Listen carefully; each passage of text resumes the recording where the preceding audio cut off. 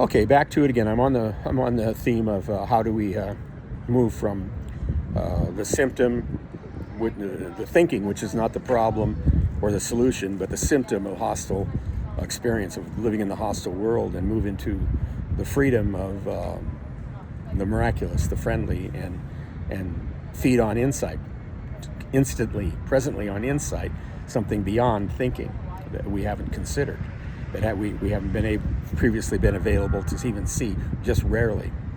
Okay, so it's like, so I use those formulas, first a questioning, then an affirmation, and then a building and an acceptance and faith of an operating system within me about all my thoughts, which was, I don't know that they mean what I think they mean. That has been amazing, because when I know that I don't know what that they mean what I think they mean, I can't go to I can't go to even considering what they mean. I can't, because any attempt like that is an attempt to go back into a hostile world. I have to wait. It's basically like if God was a person, which I don't see God that way, or the universe that way, but you can play with it that way. I do. I see, I can see me as God. I can see God, the person as God. I can see the universe as God. But it was like if God was a person, I'd be sitting there, and I don't know where I was going with that. I guess I'll drop that. It'll come back. Anyway, thinking. So we work those ways, and eventually I lose the sense of meaning of thoughts. When you lose the sense of meaning, that is a pretty powerful thing, because it doesn't mean your thoughts go away. No. But this is the way it is with everything. Of course it's this way. When I was in depression, and I was fighting so hard through depression, which was thoughts too, when I came out of it, those thoughts and depression, that experience of the emotional experience and the physical experience of that depression never left me. What happened was, it no longer meant what I thought it meant. Depression became something more like a safe and a well-deserved time out, rather than, I got to get moving forward again. I got to get busy. I'm going to fall behind. Blah, blah, blah, blah, blah, blah. No, that's how it changes. And with thoughts, when you get to that place with thoughts, and this is the real interesting one, because you think that you need thoughts to function in this world, like as Jesus said, one of my teachers said, be in this world, but not of it. Okay, so you're saying me, I can function in this world, but I can't be of it.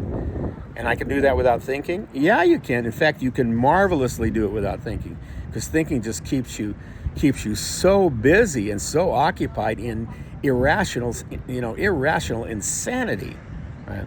So once we're doing with that, you start working with that, then you start seeing thoughts, and they start coming to you, and they start kind of like, you start seeing them more like clouds. Even when they have a little charge on them, you go, it's almost like you look at them and you go, I know, but you don't really mean that. I don't know what you mean, but you're a cute little fella. I know I'm not. And of course the ego's kind of right next to me.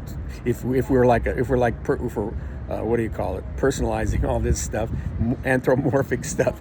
It's like the three of us are getting together with the thought, and the egos and me are there, and we're talking to the thought, and we're saying, just relax, just chill, thought. Just chill, because the ego's going, you're not going to get Dale to work on this. I know. I tried, and I'm good at it. You're not going to get him to work on it. And I don't want to work on it anymore, because I really trust how he works on it. And it always brings up something pretty cool. And I get to continue to do my work, which is bring up the stuff that he still has to do work on. So I'm real cool about that.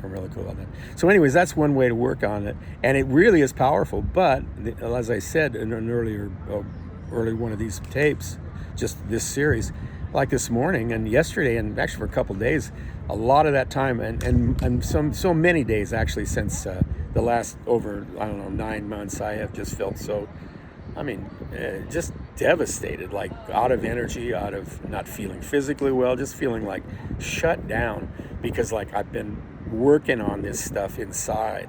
I can feel it working. I'm not thinking on it. I can feel it working and feeling it coming to light, and all the threats and stuff like that bubbling. And even though I'm not affirming them and I'm not trying to do battle against them, I can feel what I've held on to, and I'm still and I'll also then it's amazing when I come out, because I can see when it starts to shift, and I go, oh my God, it's like it's like if you're on drugs or something. You go, oh my God, I'm coming on now.